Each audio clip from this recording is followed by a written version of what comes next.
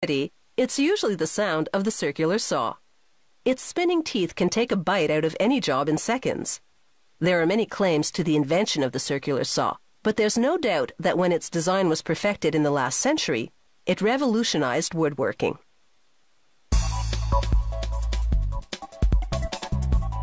With a circular saw, you can give odd jobs a whirl, and when the sawdust settles, you may have discovered your inner handyman. To make a circular saw blade, a laser burns into a sheet of steel to cut out jagged discs in the basic shape of a circular saw blade.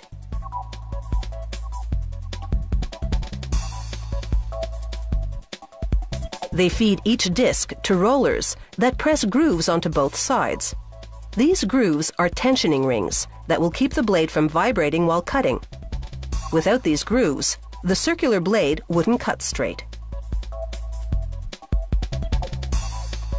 At the next station, the assembler measures sags and buckles before feeding the discs to a machine that rolls them flat like a pie crust. A grinding wheel polishes the blade. And then they load barrels of the discs into an oven to bake until they're very hard. This will take about 24 hours.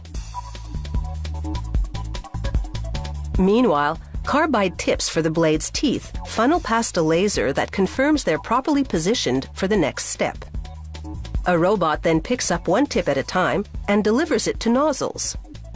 The nozzles pump a paste called flux onto it. Another robot places a piece of solder metal on the flux. The next robot delivers the tips to the saw blade body. Elements melt the solder metal and flux to fuse the carbide tips to the teeth. It's a technique called brazing.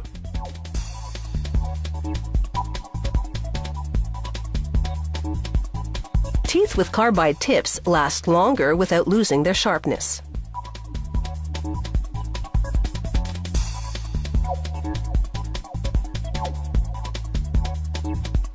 Circular blades for sawmills have a larger and different design. They brush flux around a side hole and then place soldering metal on an elongated carbide tooth.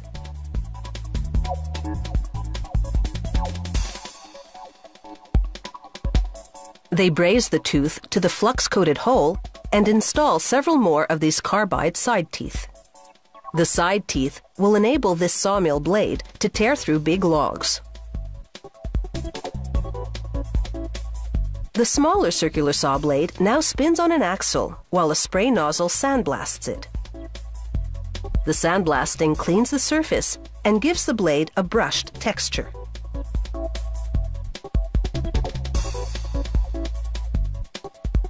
A mechanical finger now moves one of the blade's teeth into position for sharpening. A grinding wheel tapers each tooth.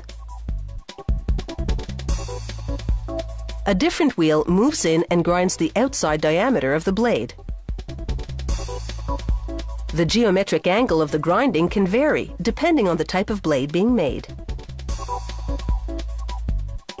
The grinding wheel then hones the face of each tooth to give it a sharper edge.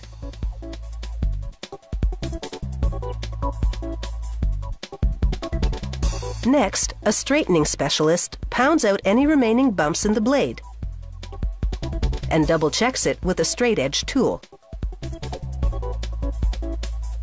He wipes off any smudges and then holds the blade to the light and examines it to confirm that it has no flaws.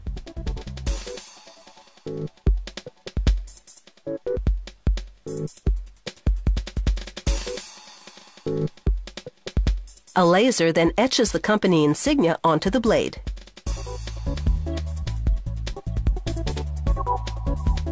And now this circular saw blade is ready for its close-up. A camera focuses on the teeth and sends the picture to a computer. It analyzes the cutting angle and the clearance of each tooth to make sure each one measures up. The result is circular saw blades that should be able to keep their edge on the job.